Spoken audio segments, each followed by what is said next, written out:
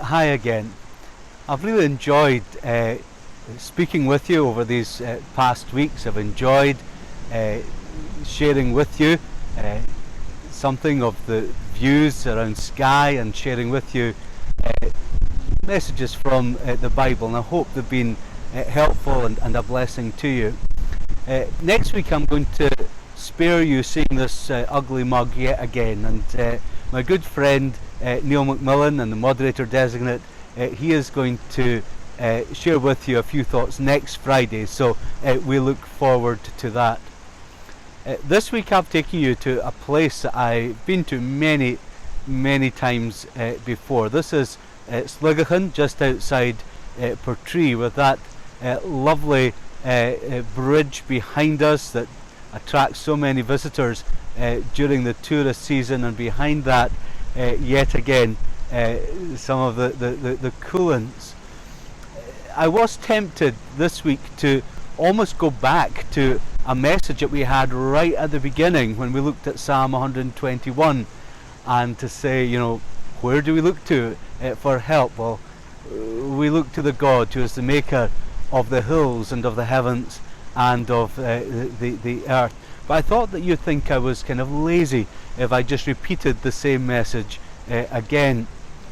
But then I was thinking that often in the Bible, God takes us to the same places and repeats to us the same promises over and over again, because they're important, and it's important that we learn to apply them in different situations and different circumstances.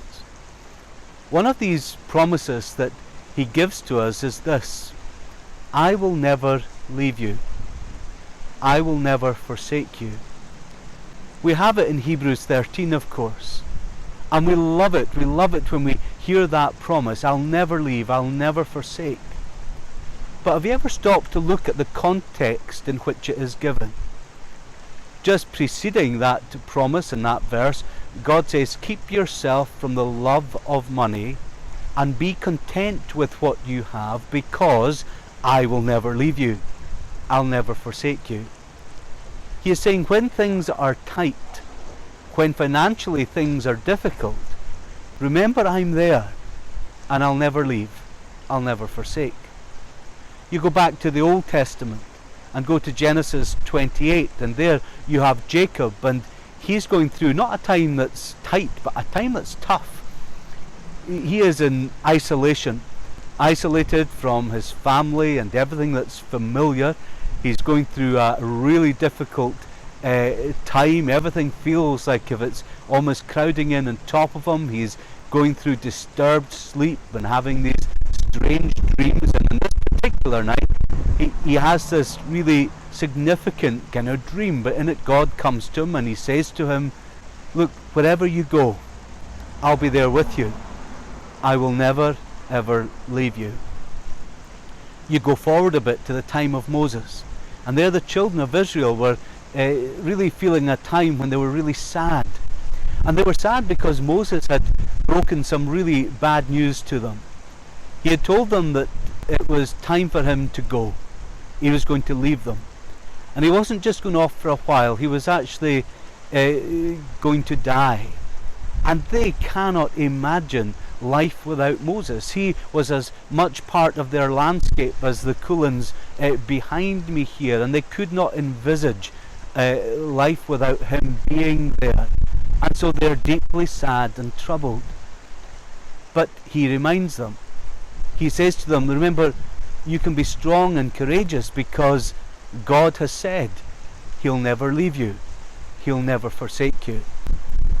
And then after he passes away, we read about Joshua being given the task of leading the children of Israel into the land of promise. And he is scared. He's scared of the responsibility. He's scared of how he can cope. He's scared about what challenges are in front of him. He's scared of so many things. But God comes to him and he says, look, just as I was with Moses, so I will be with you. I will never leave you. I'll never forsake you. Just now, for many of you, I know things are perhaps a bit tight. You might be in furlough. You may even have lost your jobs. I know for a lot of people here in Skye, their income has been virtually taken away from them because it depended on tourism. What do we do when things are tight? When financially things are difficult? We remind ourselves of the promise of God. I'm with you, and I'll never leave you. I'll never forsake you. Perhaps just now you're feeling things tough with this continued measure of isolation. Maybe the isolation has created all sorts of problems and difficulties that you didn't foresee. Perhaps you're just feeling everything getting on top of you, and the going is tough.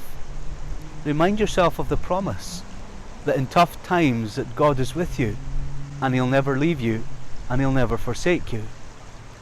Or maybe, like the children of Israel with Moses, it's a time when you're feeling quite sad. Separation makes you sad.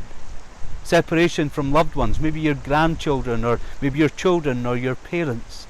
Perhaps there's a sadness because you're separated from loved ones who are not well in hospital or who are in care homes. Maybe you've had to go through that most awful separation of losing a loved one, which during lockdown has been particularly difficult and trying. God is saying to you also, look, I'm with you, and I'll never leave you, and I'll never forsake you. Or maybe it's a time when you're feeling a bit scared. I detect that people are more anxious about the easing of lockdown than they were about lockdown itself. Perhaps teachers and pupils feeling anxious about going back to classroom. Perhaps you anxious about going back to work and keeping safe social distancing measures. Perhaps scared about the coming weeks and months in a way like you've not been scared about the previous weeks and months. And if that's the way you're feeling, then remember, God is promising, I'll be with you, and I'll never leave you, and I'll never forsake you. Do you remember what were some of the final words of Jesus before He was taken up into heaven? He said, remember this, I'm with you always, even to the very ends of the age. So if things are a bit tight, or if things are a bit tough, if you're feeling a bit sad, or if you're feeling a bit scared, go back and visit that same place, that same promise over and over again, when God says, remember, I'm with you, and I'll never leave you, I'll never forsake you. Take care, God bless, and we'll speak again soon.